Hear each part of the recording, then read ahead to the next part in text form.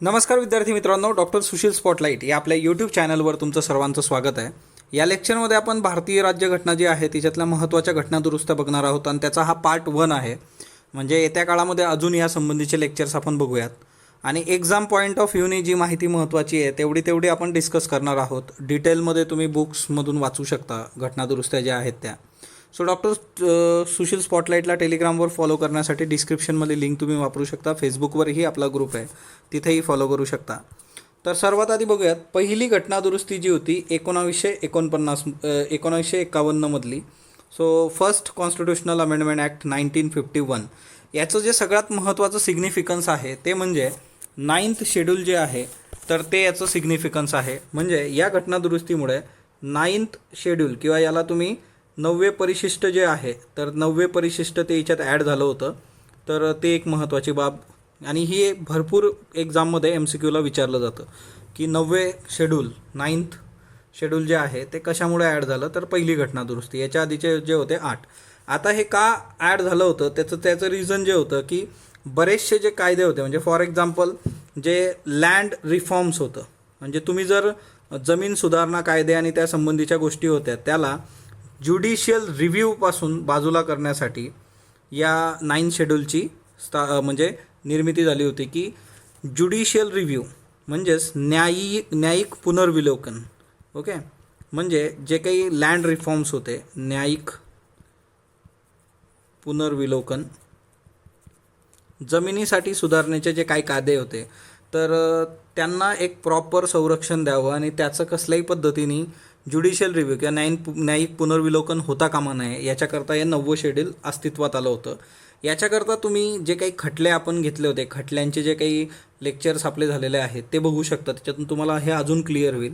पण एवढं exam point of व्ह्यूने महत्त्वाचं आहे की 9वं शेड्यूल आलं होतं. 9व्या शेड्यूलमध्ये जर तुम्ही एखादा कायदा टाकला तर त्या कायद्याला किंवा तो जो कायदा असेल तो कायदा सुप्रीम कोर्ट किंवा न्यायालयाच्या अधिकार क्षेत्राच्या बाहेर राहायचा. म्हणजे जर एखादा एक्स कायदा आहे तो 9व्या शेड्यूलमध्ये ॲड केला, म्हणजे जसं आपण 17वी घटना दुरुस्ती बघू जिच्यात 44 कायदे जे होते 9व्या घटना दुरुस्तीत ॲड केले होते, म्हणजे त्याच्याबद्दल न्यायालयाला बोलण्याचा अधिकारच कुठला नव्हता.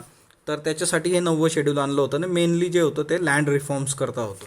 दुसरी महत्त्वाची गोष्ट की ह्या पहिल्या घटना दुरुस्तीमध्ये जे काही freedom of speech and expression आहे, म्हणजे जे काही आपलं 19वा ना कलम आहे की भाषण आणि अभिव्यक्ती, फ्रीडम ऑफ स्पीच, ओके, भाषण अभिव्यक्ती याच्यावर निर्बंध लादण्यासाठीच्या 3 महत्त्वाचे क्रायटेरिया याच्यामध्ये आले होते. एक जी होती ती म्हणजे public order. Okay, public order म्हणजेच याला तुम्ही मराठीमध्ये म्हणू शकता की सार्वजनिक सुव्यवस्था. दुसरं जे होतं ते म्हणजे friendly relation with foreign state. Okay, म्हणजे जे काही विदेशी राष्ट्र आहे त्याच्याबद्दलचे मैत्रीपूर्ण संबंध. आणि तिसरा जो याच्यातला क्रायटेरिया होता तो म्हणजे काय की incitement to an offence. Okay, incitement to an offence म्हणजे गुन्हेगारी किंवा गुन्ह्याला प्रवृत्त करणे. सो भाषा अभिव्यक्तीसाठीच्या निर्बंधाकरता 3 महत्त्वाचे क्रायटेरियाज होते ते हिच्याने ॲड झालेत. एक म्हणजे पब्लिक ऑर्डर है ना, सामाजिक सुव्यवस्था, friendly relation with a foreign state, जे काही परदेशी मैत्रीपूर्ण संबंध, आणि गुन्ह्याला प्रवृत्त करणे, इन्साइटमेंट ऑफ ऑफेन्स. तर हे MCQ करता लक्षात ठेवा. पण याच्यासाठी एक महत्त्वाची गोष्ट हे ठेवायचं की हे जे निर्बंध होते याला तुम्ही दाद मागू शकत होता. म्हणजे याच्यासाठी उद्या तुम्हाला वाटलं की कोर्टात जाऊ शकतो तर कोर्टात जाऊ शकत होता तुम्ही. तर हा एक मुद्दा इथं लक्षात घ्या. 9वं जे शेड्यूल होतं, पहिली जी घटना दुरुस्ती होती त्या घटना दुरुस्तीने एक महत्त्वाची गोष्ट केली की तुम्ही सामाजिक म्हणजे सोशली आणि इकॉनॉमिकली जे बॅकवर्ड आहेत त्यांच्यासाठी कायदे करू शकता, हे पण एक प्रावधान केलं. ओके, तर हाही एक महत्त्वाचा मुद्दा याच्यातला होता. तर ती एक बाब लक्षात ठेवा. तर एवढ्या बेसिक गोष्टी आहेत आणि त्यातल्या त्यात की जे आहे की जी जास्तीची प्रॉपर्टी लोकांकडं होती ती सरकारने घेऊन मग रिडिस्ट्रीब्यूट करणे वगैरे, ह्या सगळ्या गोष्टी या पहिल्या घटना दुरुस्तीत महत्त्वाच्या आपण बघतो. पुढची जी घटना दुरुस्ती आहे आपली ती आहे 7th कॉन्स्टिट्यूशनल अमेंडमेंट ॲक्ट 1956. 7वी घटना दुरुस्ती.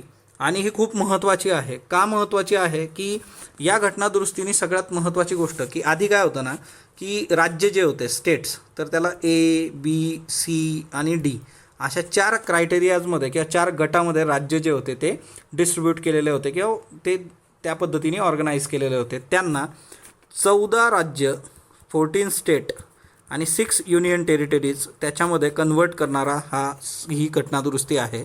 सो 14 राज्य आणि 6 युनियन टेरिटरीज तिच्यामध्ये या घटनादुरुस्तीने काय केलं की या राज्यांना पुनर्गठन त्यांचं केलं. सो रिऑर्गनायझेशन ऑफ ॲक्ट हा एक महत्त्वाचा मुद्दा याच्यामध्ये आहे.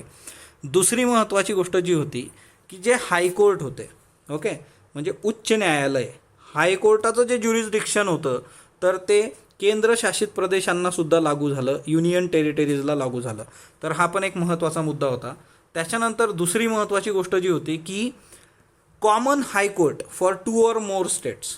तर हे पण एक महत्त्वाचं होतं की 2 or more स्टेट्स म्हणजे एकापेक्षा जास्त राज्यांसाठी, 2 किंवा 2पेक्षा जास्त राज्यांसाठी एक हायकोर्ट असू शकतं, हे प्रोव्हिजन होतं. सेम गोष्ट जी होती ती गव्हर्नरच्या बाबतीत पण याच्यात झाली. राज्यपाल जो आहे की 2 किंवा 2पेक्षा जास्त राज्यांसाठी एक राज्यपाल, तर ही पण गोष्ट याच्यामध्ये आली. तर हा एक खूप महत्त्वाचा मुद्दा आहे.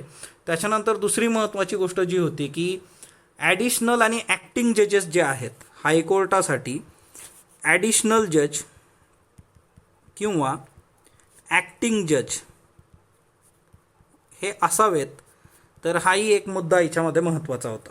ओके, तर तेही आपण इथं लक्षात घेतलं पाहिजे की हायकोर्टासाठी ॲक्टिंग जजेस असू शकतात किंवा म्हणजे संयुक्त उच्च न्यायालय जसं आहे त्याच पद्धतीने अतिरिक्त आणि प्रभारी न्यायाधीश नियुक्त करण्यासाठीची तरतूद होती. ॲडिशनल, अतिरिक्त न्यायाधीश आणि ॲक्टिंग जज काय आहेत, प्रभारी न्यायाधीश. तर हायकोर्टामध्ये तुम्ही अशा पद्धतीने ॲक्टिंग जजेस आणि प्रभारी जजेस जे आहेत त्यांची नेमणूक करू शकत होता, है ना. हायकोर्ट जे आहे ते केंद्रशासित प्रदेशसुद्धा त्यांच्या कार्यकक्षेत आणले. त्याच्यानंतर 2 किंवा जास्त राज्यांसाठी हायकोर्ट असू शकत होतं, 2 किंवा जास्त राज्यांसाठी, है ना. हे गव्हर्नरसुद्धा 2 किंवा जास्त राज्यांसाठी असू शकत होता. त्याच्यानंतर 2 महत्त्वाचे जे कलमं आहेत, एक आहे आर्टिकल 350A आणि दुसरं आहे आर्टिकल 350B.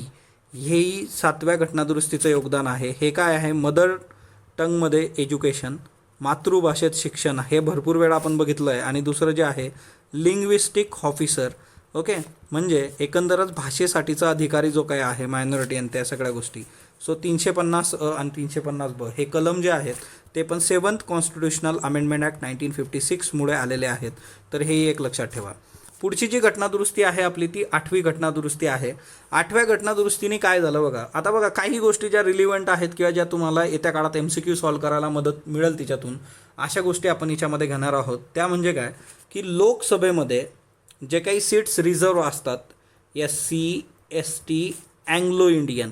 आता अँग्लो इंडियनची गेम झालेली आहे, म्हणजे त्यांचं कामच संपलेलं आहे. त्यांच्यासाठीच्या रिझर्व सीट त्या काढून टाकण्याचा मुद्दा आपण बघितलेला आहे. सो लोकसभेमध्ये SC, ST, अँग्लो इंडियन करता रिझर्व ज्या सीट होत्या लोकसभा आणि दुसरं म्हणजे स्टेट लेजिस्लेटिव्ह असेंब्ली, विधानसभा.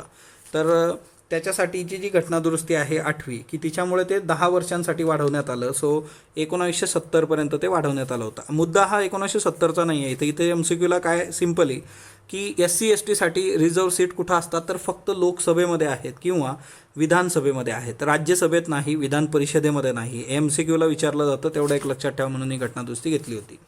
9वी घटनादुरुस्ती 1960 जी आहे याच्यामध्ये जे आहे की बेरुबारी युनियनचा जो खटला आहे, खरं तर ॲक्च्युली बेरुबारी युनियनचा खटला आपला घ्यायचा बाकी आहे, पण तो आपण घेऊ येत्या काळामध्ये. आता बेरुबारी युनियन हे जे ठिकाण आहे ते वेस्ट बेंगॉलमधलं आहे, पश्चिम बंगालमधलं हे ठिकाण आहे. आणि हे जे होतं की आपल्यामध्ये भारत पाकिस्तान करार झाला होता बघा, इंडो पाक ॲग्रीमेंट.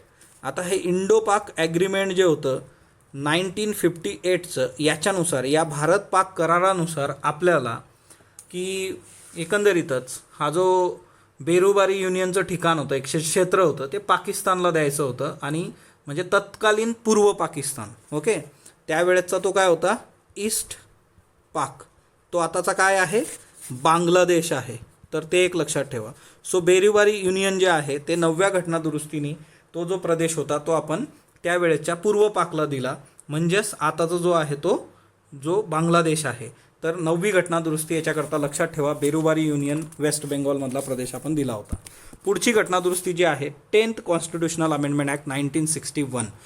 याच्यामुळे दादरा जे आहे ना, दादरा आणि नगर हवेली, तर हे जे होते ते भारताचा भाग झालेत, त्याच्यामुळे हे महत्त्वाचं आहे. आणि 1961 ते 2020 है ना, किती वर्ष झालेत बघा तुम्ही. आणि त्याच्यामुळे हे न्यूजमध्ये आहे आता, आणि आपण हे द हिंदूमध्ये कव्हरसुद्धा केलं होतं, आणि म्हणून हे आपल्यासाठी महत्त्वाचं आहे. भारतीय संघराज्यामध्ये याचा समावेश झाला होता. ओके, म्हणजे इंडियन युनियनचा हे भाग झालेत, त्याच्यामुळे 10व्या कॉन्स्टिट्यूशन. आता खरं तर हे बघा 1961, मग ह्या गोष्टी जर तुम्ही थोड्या लक्षात ठेवल्या तर एखादा MCQ सोडवताना तुम्हाला ह्या गोष्टी इलिमिनेट करायला सोपं जातं. सो 1961मध्ये 10व्या घटनादुरुस्तीने दादरा नगर हवेली भारतीय संघराज्याचा भाग झाले होते. पुढची घटनादुरुस्ती जी आहे ती 11वी घटनादुरुस्ती आहे 1961. बघा 10वी पण 61मध्ये होती, 11वी पण 61मध्ये आहे. हिच्यामध्ये काय होतं की जे काही इलेक्शन होतं, मग आता राष्ट्रपती, प्रेसिडेंट अँड व्हाईस प्रेसिडेंट, या दोघांच्या इलेक्शन संबंधी, निवडणुकीसंबंधी एक प्रावधान याच्यामध्ये आहे. तर ते आपल्यासाठी महत्त्वाचं होतं. ते म्हणजे काय की जर निर्वाचन मंडळामध्ये रिक्त पदं असतील तर त्या कारणावरून राष्ट्रपती आणि उपराष्ट्रपतीच्या निवडणुकीला आव्हान देता येणार नाही. तर हे खूप महत्त्वाचं आहे. ओके, जर वॅकेन्सी असेल, वॅकेन्सी कशात, in the appropriate electoral college.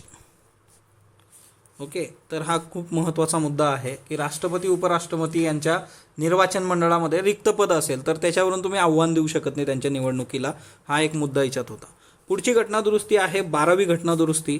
ही 62मध्ये झाली होती, 12th कॉन्स्टिट्यूशनल अमेंडमेंट ॲक्ट. आणि याच्यामुळे भारतामध्ये गोवा, त्याच्यानंतर दमन आणि दीव, ओके, हे भारताचा भाग झाले होते.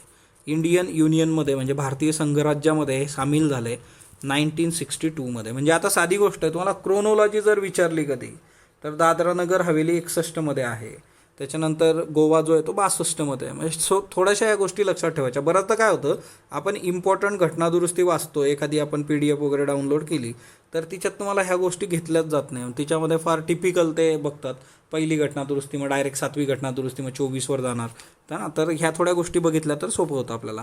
13वी घटनादुरुस्ती काय होती बघा. 13व्या घटनादुरुस्तीनुसार नागालँड जे होतं ते भारतीय, म्हणजे नागालँडला ना स्टेटचा दर्जा दिला गेला. तर हे एक लक्षात ठेवा, नागालँड जे आहे 1962. आणि याची जी पार्श्वभूमी आहे ती पार्श्वभूमी ऑब्वियसली तुम्हाला माहीत असेल, इंडिया चायना वॉर जे आहे त्याच्यामधून तो एक महत्त्वाचा मुद्दा इथं होता.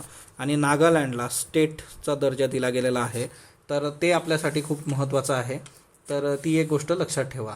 ओके, आणि विशेष तरतुदी आहेत. मग याच्यासाठीचं कलम कुठलं आहे तर ते कलम तुम्ही मला सांगणार आहात. नागालँडसाठीच्या विशेष तरतुदी 13वी घटनादुरुस्ती 1962, नागालँडला राज्याचा दर्जा दिला गेला. त्याच्यानंतर 14वी घटनादुरुस्ती जी आहे, 14व्या घटनादुरुस्तीनुसार है ना पुडुचेरी जे आहे ते भारताचा भाग झाला होता. ओके, तर ते एक महत्त्वाचं होतं की जी आपली 14वी घटनादुरुस्ती आहे त्या 14व्या घटनादुरुस्तीनुसार पुडुचेरी भारतीय संघराज्यामध्ये सामील झाला. आणि याच्या पलीकडे जाऊन काय होतं ना की legislative councils, union territory of Himachal Pradesh, Manipur, Tripura, Goa, Daman, Diu, Puducherry असं बरंच आहे. नंतर मग याच्यात ह्या राज्यांना राज्याचा पण दर्जा मिळालेला आहे. परंतु एकमेव असं राज्य की त्याचं युनियन टेरिटरीमध्ये रूपांतर झालं ते म्हणजे JNK अँड लद्दाख, जम्मू काश्मीरचं युनियन टेरिटरी. ह्याचा एकमेव केस आहे बघा राज्यातून ते युनियन टेरिटरीमध्ये येण्याचं, की पुडुचेरी आता युनियन ऑफ इंडियामध्ये आलं 1962, 14वी घटनादुरुस्ती. पुढची घटनादुरुस्ती बघा 15वी घटनादुरुस्ती आहे 1963. 1963ची घटनादुरुस्ती, 15वी घटनादुरुस्ती. आता याच्यानुसार खूप महत्त्वाचं एक आहे ते म्हणजे काय, हायकोर्टचे जे जजेस होते त्या हायकोर्टच्या जजेसची रिटायरमेंटचं जे एज आहे ते 60वरून 62 वर्ष करण्यात आलं, 60वरून 62 इयर्स. ओके, आणि दुसरी महत्त्वाची गोष्ट जी होती की रिटायर्ड जे जजेस आहेत, ओके, रिटायर्ड जजेस, आणि दुसरं होतं की ॲक्टिंग जजेस, रिटायर ॲज वेल ॲज ॲक्टिंग जजेस. ओके, तर यांची अपॉइंटमेंट करण्यासंबंधीचं प्रोव्हिजनसुद्धा याच्यामध्ये झालं. तर हायकोर्टाकरता. तर हा एक महत्त्वाचा मुद्दा एक लक्षात घ्या. मग याच्यामध्ये जे निवृत्त झालेले जज असतील किंवा ॲक्टिंग जजेस जे आहेत तर त्यांच्यासाठी सुद्धा ह्या गोष्टी झाल्या, प्रभारी न्यायाधीश आणि न्यायाधीश म्हणून नियुक्तीच्या. तर ती एक महत्त्वाची बाब लक्षात ठेवा. त्याच्यानंतर उच्च न्यायालयाचे जे रिटायर्ड जज आहेत, दुसरा एक महत्त्वाचं की यांना रिटायर्ड जजला तुम्ही हायकोर्टात पण नियुक्ती देता, आणि रिटायर्ड जज फ्रॉम हायकोर्ट जर असेल तर त्याला सर्वोच्च न्यायालयामध्ये नियुक्ती देण्यासंबंधीचं पण याच्यामध्ये प्रोव्हिजन करण्यात आलं. आणि सर्वोच्च न्यायालयात कशी नियुक्ती दिली जाईल तर ती ॲज अ ॲडहॉक जज म्हणून दिली जाईल. ओके, ॲडहॉक जज. तर हेही लक्षात ठेवा. आता ॲडहॉक जज काय असतं की हंगामी न्यायाधीश. ॲडहॉक म्हणजे काय? हंगामी न्यायाधीश. तर हे लक्षात ठेवा. ओके, हायकोर्टाचा रिटायर्ड जज हा सुप्रीम कोर्टात ॲडहॉक जज म्हणून काम करू शकतो. 15वी घटनादुरुस्ती हायकोर्टाच्या जजचं जे एज होतं ते 60वरून 62 करण्यात आलं. आता मला तुम्ही कमेंट बॉक्समध्ये सांगा सुप्रीम कोर्टाच्या जजचं रिटायरमेंटचं एज किती आहे बरं, हा ना. तर त्याच्यानंतर पुढचं जे आहे 16वी घटनादुरुस्ती 1963. 1963मध्ये 16वी घटनादुरुस्ती झाली. आणि याच्यामधून काही महत्त्वाच्या गोष्टी ज्या होत्या 16व्या घटनादुरुस्तीतून, तर एक महत्त्वाची गोष्ट झाली की ओथ ज्या घेतल्या जातात, शपथ, हा ना, शपथ जी घेतली जाते तर तिच्यामध्ये सोवेर्निटी म्हणजे भारताचं सार्वभौमत्व जे आहे, सोवेर्निटी, ओके, अँड इंटिग्रिटी. आता सोवेर्निटी आणि इंटिग्रिटी काय आहे की सार्वभौमत्व ॲज वेल ॲज अखंडता, या दोन गोष्टी आहेत की सार्वभौमत्व आणि अखंडता याच्यासाठीची शपथ कुणाकुणाला घ्यावी लागेल. तर तिच्यामध्ये कोण कोण येतं तर तिच्यामध्ये तुम्हाला फॉर एक्झाम्पल लेजिस्लेचर जे काही आहेत म्हणजे ज्यांना निवडणूक लढवायची ते उमेदवार. त्याच्यानंतर दुसरी महत्त्वाची गोष्ट जी आहे की मेंबर ऑफ लेजिस्लेचर म्हणजे जे काही सदस्य आहेत.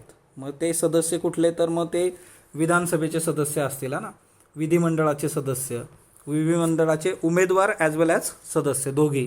त्याच्यानंतर जर ते मंत्री असतील, है ना, मिनिस्टर असतील. त्याच्यानंतर दुसरं होतं की न्यायाधीश असतील. त्याच्यानंतर कॅग, ओके, तर महाधिवक्ता जो आहे कॅग, तर सॉरी महालेखापरीक्षक जो आहे, तर या सर्वांच्या ओथमध्ये सोवेर्निटी आणि इंटिग्रिटीचा समावेश करण्यात आला. म्हणजे या सर्व लोकांना जी ओथ घ्यावी लागते तिच्यामध्ये या गोष्टी आहेत. तर ते एक लक्षात ठेवा.